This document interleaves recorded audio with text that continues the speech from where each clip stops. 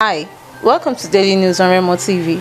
I'm Awolowo-Dosunmu. On national news, the Executive Director of Awolowo Foundation, Dr. Awolowo-Dosunmu, has stressed the need for less privileged students to learn in the midst of the coronavirus pandemic. Awolowo-Dosunmu and other stakeholders in the education sector at a webinar on Sunday urged the government not to exclude children from hard-to-reach areas in learning during the post-COVID-19 era. The theme of the webinar, which was organized by the Awolowo Foundation, was Impact of the COVID-19 Pandemic on Children's Education. A report of a study that was done in 2001 shows that about 17 million children are in public schools, whereas less than 2 million are in private schools in Nigeria. These are the children that will determine the direction and the fate of this country. Therefore, it is in our best interest to look at them and see how they can be helped. There are children from homes that have no smartphones, no internet connectivity, no electricity most of the time, and whose parents will probably not be able to help them with online teaching, Awolowo-Dosunmu said. A report of a study that was done in 2001 shows that about 17 million children are in public schools, whereas less than 2 million are in private schools in Nigeria. These are the children that will determine the direction and the fate of this country.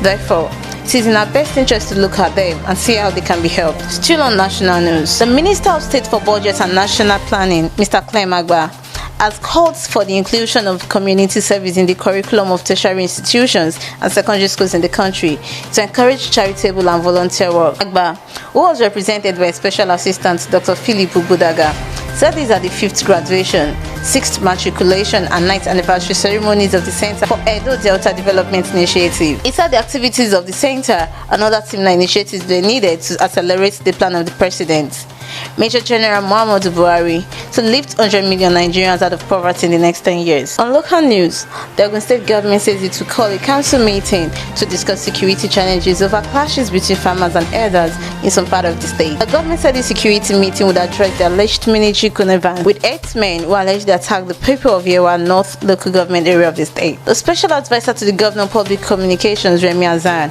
said that this while speaking to our correspondent on the telephone. Some traditional rulers in Yewa North local government area wrote a petition against some army officers for allegedly conniving with 8 men to attack them. While reacting to the allegation, Azan said the clashes between farmers and herders had become a major issue for deliberation by the government. On international news, participants at the rehearsal for President-elect Joe Biden's inauguration were evacuated from the west front of the U.S. Capitol on Monday after a fire broke out near the building, according to officials. The tensions still are in the wake of the January 6th pro-Trump attack on the Capitol.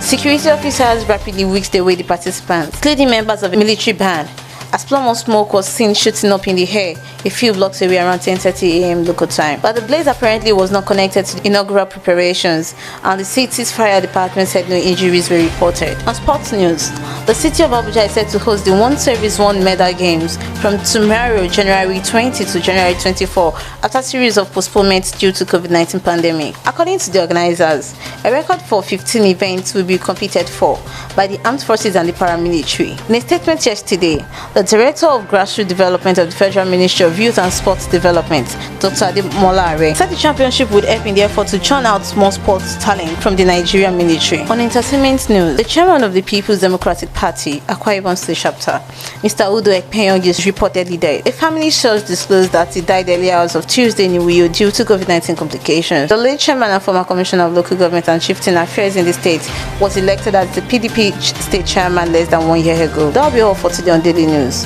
For more news updates, follow us on our social media platform on Facebook, Twitter, Instagram, and YouTube at Officialremotv. You can also visit our website at www.remotv.com.ng.